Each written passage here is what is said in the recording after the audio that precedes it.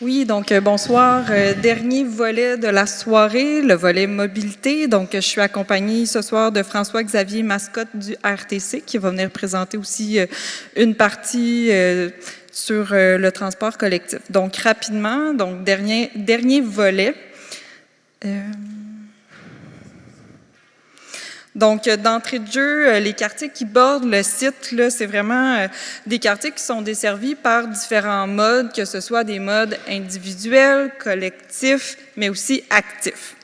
Donc, le site, on l'a dit plus tôt, est situé à l'est de l'autoroute Henri IV.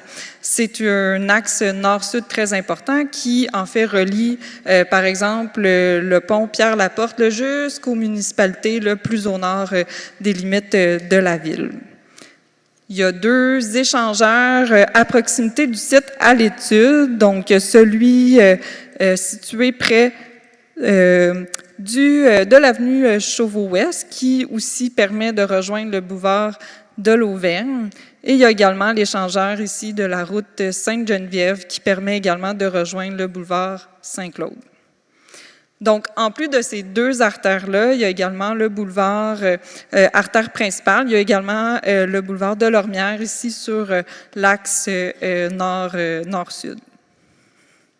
Donc, le secteur à l'étude est également bordé de rues locales ici qui desservent les quartiers avoisinant le site à l'étude.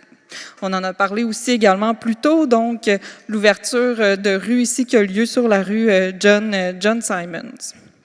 Donc, l'ensemble de ces rues-là permettent aux résidents, aux travailleurs du secteur de se déplacer, puis entre autres, environ 30% des travailleurs du secteur, puis également un peu de travailleurs qui sont situés, qui se déplacent au parc industriel, proviennent de la Haute-Saint-Charles.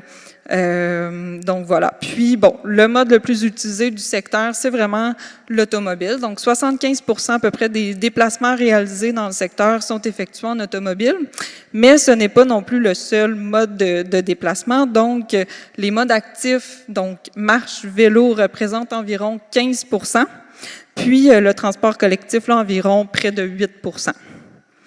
Donc voilà.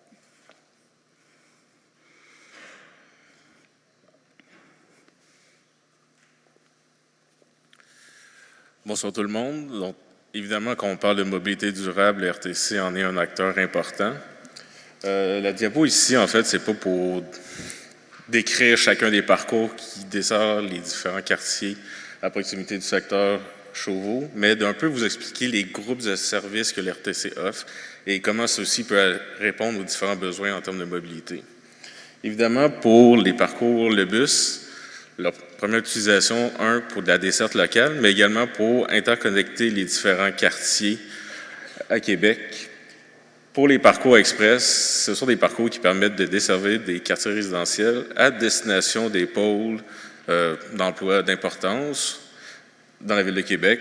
On prend les parcours 200 à destination de la colonie parlementaire, les parcours 300 à destination de l'Université Laval et les parcours 500 à destination à destination de Place Laurier. Merci. Et les parcours Métrobus, ce sont des parcours à haute fréquence qui permettent, un peu comme les parcours le bus, d'interconnecter les différents quartiers et également de desservir les pôles d'importance de la ville de Québec. Et enfin, les couche-tard, des parcours de nuit qui sont disponibles du vendredi et samedi soir.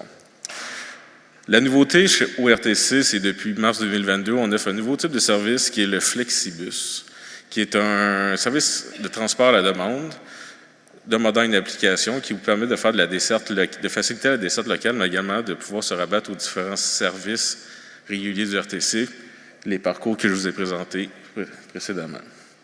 Donc, je vous présente ces groupes de services-là pour justement motiver un peu votre réflexion sur quels seraient les besoins en termes de mobilité et surtout au niveau du transport collectif dans le secteur chevaux.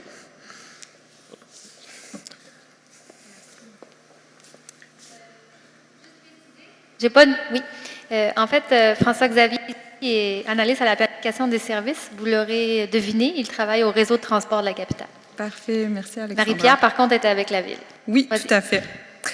Donc, Donc maintenant, sur le plan de la mobilité active, donc depuis les dernières années, là, il y a plusieurs aménagements qui ont été réalisés en bordure du site Chauveau.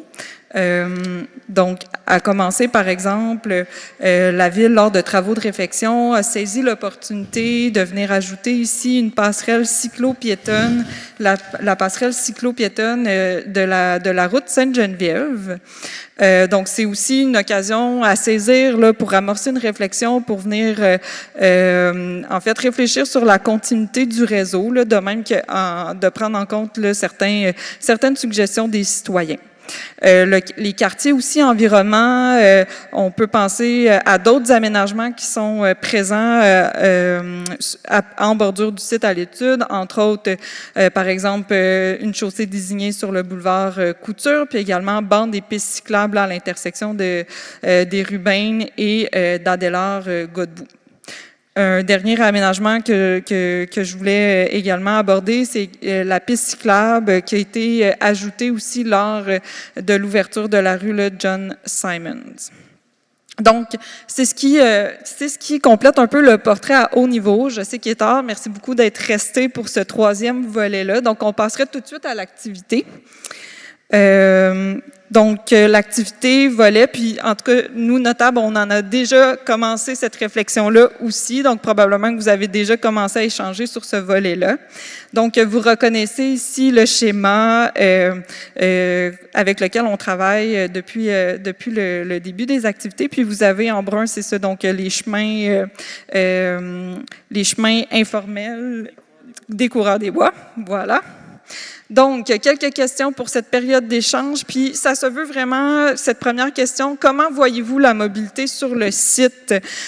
On a abordé la mobilité en termes de réseau, on a parlé des différents modes aussi qui desservent les abords du site, mais spécifiquement, ce qu'on veut connaître puis ce qu'on veut entendre, c'est quoi les éléments incontournables à considérer? Quand on parle de mobilité, c'est pour l'ensemble des modes. Quelle est votre vision aussi que vous avez sur le site à l'étude? Une question aussi, les dernières questions visent plutôt où devraient être localisés les différents liens de mobilité à l'intérieur du site, mais aussi les liens que vous verriez, vous, à faire entre les différentes sections des secteurs voisins. Donc, merci beaucoup et bonne activité. On comprend que la réflexion, elle est très préliminaire parce qu'il n'y a pas vraiment de plan clair. On va allouer 10 minutes pour cette question-ci. Je comprends qu'à ce stade, il y a des personnes qui ont des malaises à participer à l'activité, mais tout n'est pas perdu. Vous pouvez faire état aussi là, des besoins en mobilité dans le quartier au complet. Donc, on va reprendre